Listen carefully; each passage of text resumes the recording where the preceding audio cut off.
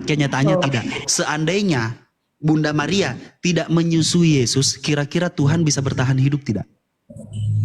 Bisa. Kenapa dia bisa bertahan, berpuasa, nggak minum, nggak makan selama 40 hari? Itu udah gede, Bu. Itu Udah gede. Udah gede. Setelah udah gede, kenapa dia bisa mengajari? Bu, jangan langsung ngomong gede, Bu. Kita masih ngomongin bayi, Bu. Kita Baik. masih ngomongin bayi. Pertanyaannya, Dan seandainya semua orang memuliakan dia, mengejar dia, mencari-cari dia, betul? Iya, sebentar. Karena penasaran, kok Tuhan lahir? Begitu, Bu. Pertanyaannya begini, Bu. Itu kan dia yang berkuasa. Iya, Tidak ada keajaiban yang tidak mungkin kalau dia bukan Tuhan. Oke, Tapi sekarang jangan engkau mencoba Tuhanmu sendiri. iya, itu nanti Bu ayatnya, itu beda ayatnya. Nanti saya jelasin ayat itu. Nah, pertanyaan saya sekarang, Bu, seandainya tidak ada Bunda Maria, apakah Yesus bisa bertahan hidup?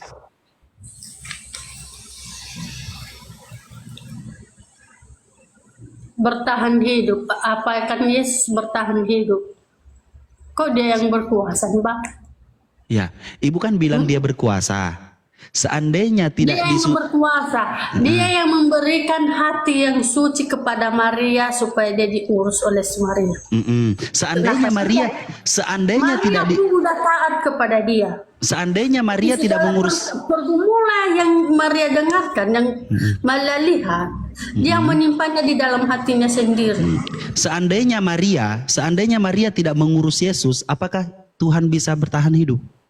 Bisa, kenapa tidak? Jadi anak bayi tidak disusui bisa bertahan hidup. Bedalah anak bayi, beda dengan Tuhan. Apa bedanya Yesus dengan kita, Bu, anak manusia? Bedanya Tuhan, dia bisa berkuasa. Segala yang diucapinya itu sesuai dengan perintahnya Tuhan. Apa kuasanya pada saat dia lahir di muka bumi ini? Pada saat dia jadi bayi? Kuasanya dari bayi. Kita aja seorang manusia lahir yang melihat kita itu terkecuali keluarga kita. Sedangkan Yesus lahir, semua orang-orang dunia memuji-memuliakan dia. Iya, sebenarnya Ibu, pertanyaan terakhir. Pertanyaan terakhir dari aspek Tuhan yang bayi ini. Pertanyaan saya, apakah Tuhan yang mengurus manusia atau manusia yang mengurus Tuhan sebenarnya, Bu?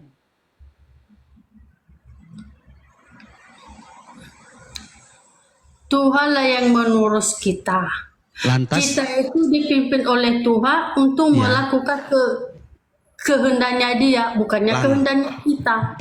Lantas siapa yang mengurus Yesus? Ini aku jawab kau melalui logikanya. Siap. Manusia, karena aku tidak bisa menjawab kau dengan logika kitab suci. Iya, logika kitab suci katanya. Menjawab kau secara logika saya. Ya, jangan dikait-kaitin dengan ini itu. Ya. Ketika Ibu mengatakan Tuhan yang mengurus manusia, pertanyaan saya, Maria mengurus siapa, Bu? Mengurus anaknya. Anaknya ini Tuhan apa bukan? Tuhan. Jadi Tuhan mengurus mamanya atau mamanya mengurus Tuhan? Yesus ini kan memberikan upama, memberikan contoh. Betul? Iya, sebentar Bu, 10 detik. 10 detik Bu, izin sebentar 10 detik. Kenapa mau ke toilet kau? Mau pipis? Mau pipis aja. Ya udah jam 5:30 nih, Bu. Aku belum masak sayur lagi. Dor. Biarkan aja lah kalian bilang aku Dor, nggak apa-apa. Bingung otek? Tidak bingung aku, kalian bingung sendiri. Iya, kalian bingung sendiri. Karena sama-sama kita kayak ayam bebek. Kalau jumpa mereka ayam dengan bebek, pasti wah, kata ayam juga kukuruyuk, pasti kayak gitu. Sip, pas 10 detik. Oke, kita kembali Bu. Kau minum apa pipis kau? Oh pipis, kalau minum lengkap Bu di sini Bu. Nih. Yang nggak ada di sini cuma toilet Bu. Makanya saya kepikiran tadi. Kayaknya harus ada toilet depan saya. Jadi pipis tinggal pipis saya. Nah, baik, Ma. Kita lanjut Bu. Kita lanjut ya. ketika Ibu mengatakan Tuhanlah yang mengurus manusia sebagai logika. Nah, pertanyaan saya, ketika Bunda Maria mengurus Yesus, Yesus ini Tuhan kan? Nah, berarti di sini posisinya manusia yang sedang mengurus Tuhan, betul?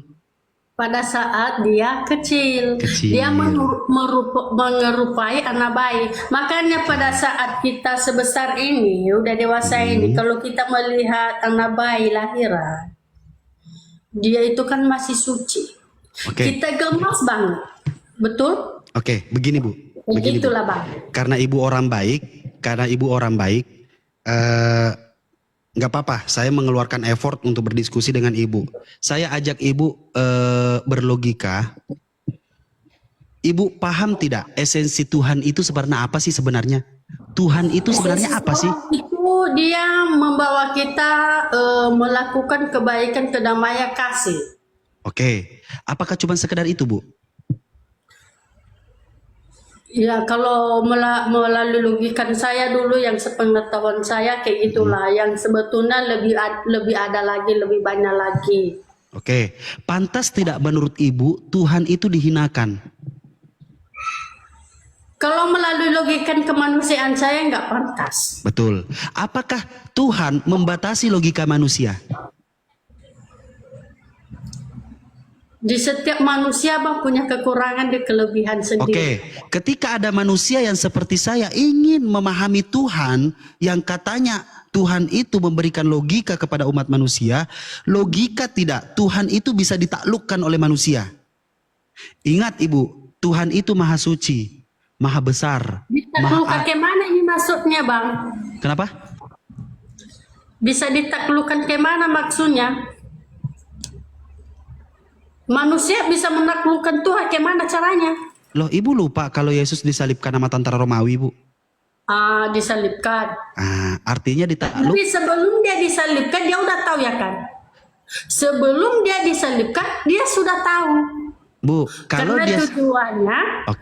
Udah tahu Abang kan tujuannya apa? Kalau dia nah, makanya begini Bu. Kenapa sih umat Islam itu mempertanyakan agama Kristen ketika setelah membaca Bible-nya? Karena ada yang namanya di dalam Bible itu kontradiksi, Bu. Kontradiksi itu ayat lain. Ibu mengatakan Yesus sudah mengetahui bahwasanya dia akan disalibkan. Tetapi Yesus mengatakan, Tuhan, apabila cawan ini dapat berlalu bla bla bla bla, maka saya mengikuti sesuai kehendakmu. Yaitu apa? Yesus takut disalibkan, Ibu. Siapa bilang dia takut? Kalau takut dia nggak bakalan turun ke dunia Abangku. Maka dari itu Ibu mempelajari sesuatu. Tahu pada saat Yudas yang menjual dia kepada sisi Romawi. Sebelum itu saya sudah tahu dia. Siapa manusia pas dicelakai dia udah tahu. Itu cerita. Atau nabi-nabi lah. Siapa nabi-nabi sebelum dia dicelakai oleh sesama manusia dia udah tahu. Ibu sekarang izinkan saya berbicara beberapa menit ke depan. Ibu dengarkan kegagalan penyesatan di dalam ajaran. Karena gini, saya adalah Kristen, Bu. Saya adalah Kristen. Saya pengikut Yesus. Saya pengikut Yesus, Bu. Tetapi kalau saya pengikut Yesus, kenapa kau pertanyakan itu? Tadi kau bilang agama Islam kau. Yang saya pertanyakan, saya agama Islam dan saya pengikut Yesus. Setiap perkataan Yesus saya ikuti, Bu. Jadi kenapa kau jadi pengikut Yesus? Kalau aku itu Yesus itu Tuhan. Dengarkan. Yesus tidak pernah sebentar. Yesus satupun. Yesus mengatakan dirinya adalah utusan. Yesus mengatakan dirinya adalah nabi. Yesus memperkenalkan saya hidup yang kekal.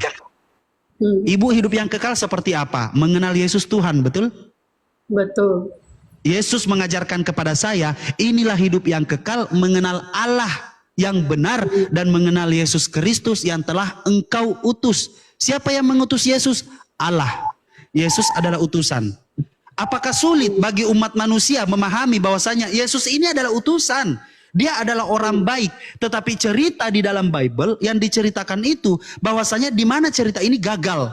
Pertama, Lukas 2 nomor 11, hari ini telah lahir bagimu juru selamat yaitu Kristus Tuhan di kota Daud. Yang kedua, Kisah Para Rasul 2 nomor 36.